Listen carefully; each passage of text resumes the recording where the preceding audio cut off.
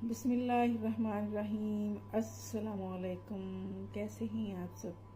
अल्लाह ताला हम सबको अपने हिफ्ज़ अमान में रखे, आमीन सुम्मा आमीन। मेरी आज की अच्छी बात,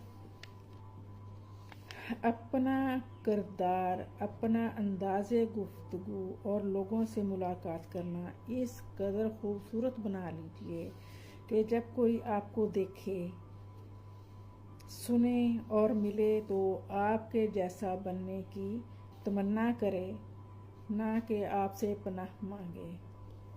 देखें, बहुत प्यारी, बहुत डीप बात है और बहुत इजी भी है।